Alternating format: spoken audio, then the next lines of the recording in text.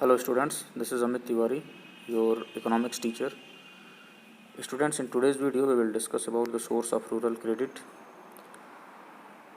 Source of rural credit is broadly classified into institutional and non-institutional sources.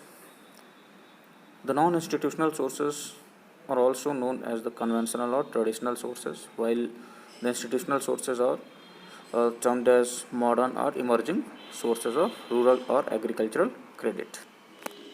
Now we'll discuss non-institutional sources. Non-institutional sources consist of landlords, village traders, money lenders, and these are the three important sources of non-institutional or traditional source of rural credit in India. And if you talk about the beginning of first 5-year plans, around 93% of the total borrowings by the farmers were from non-institutional sources only. And by 1981, the institutional sources emerged as the principal channel of rural credit, but initially it was non-institutional source of agricultural or rural credit. Now we'll discuss institutional sources. The institutional sources includes government, cooperatives, commercial banks, regional rural banks, and during the beginning of first 5-year plans, institutional sources accounted for only 7% of the credit needs of farmers. But if you talk about the present scenario, it has increased over 66%. And out of total institutional credit, 15% comes from cooperative credits and 75% is contributed by commercial banks. And apart from the substantial expansion of the flow of credit by commercial banks and regional rural banks, the cooperative credit institutions have emerged as important institutional agencies offering credit support and related services. Now, cooperative credit institutions or cooperative societies have emerged as a very important institutional agencies which offers credit support and related services to the farmers. Now we'll discuss cooperative credit society in brief.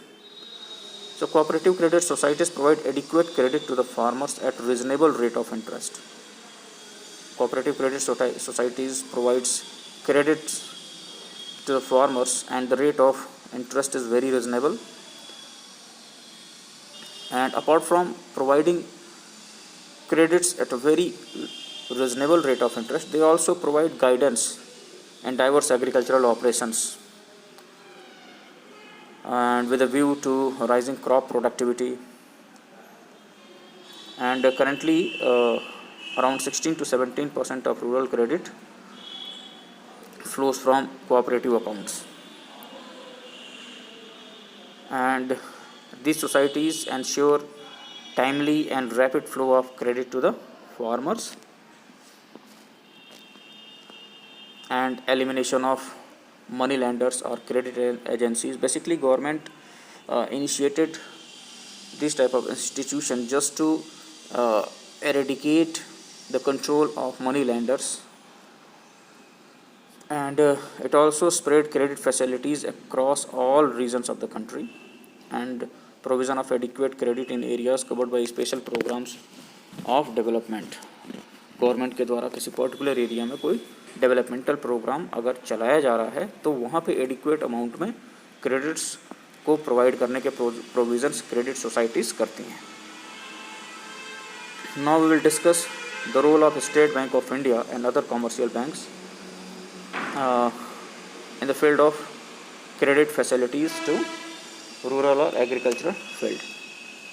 The State Bank of India was set up in 1955 with a focus on rural credit. The State Bank of India was established in 1953 and the main focus was to provide rural credit. The government realized that rural credit needs could not be met by the cooperative credit societies alone and that the commercial banks should play an important role. तो जैसे जैसे agricultural sector का expansion India में होने लगा, तो जो credit societies थी वो पूरी नहीं पड़ रही थी क्रेडिट्स प्रोवाइड करने में। इस वजह से इंडियन गवर्नमेंट को apart from credit societies commercial banks को भी नेशनलाइज करके उन्हें ये रोल प्रोवाइड करना पड़ा। और in this way state Bank of India was established in 1955.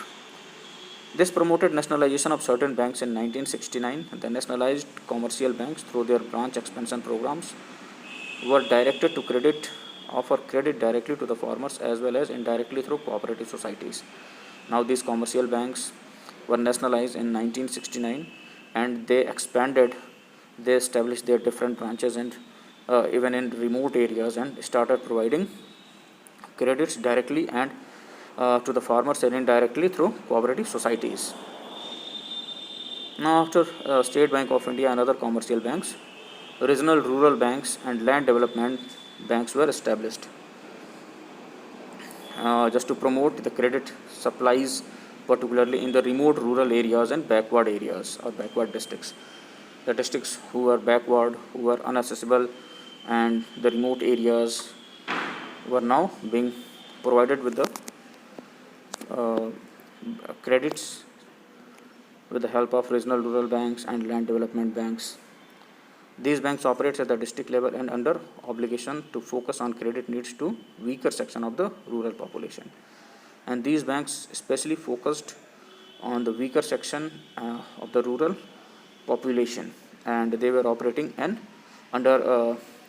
district and were having the obligation to provide credit needs to the weaker section of the rural population. So students, this is for today, and the remaining portion of this chapter we will try to cover up in our next video. Till then, have a good day.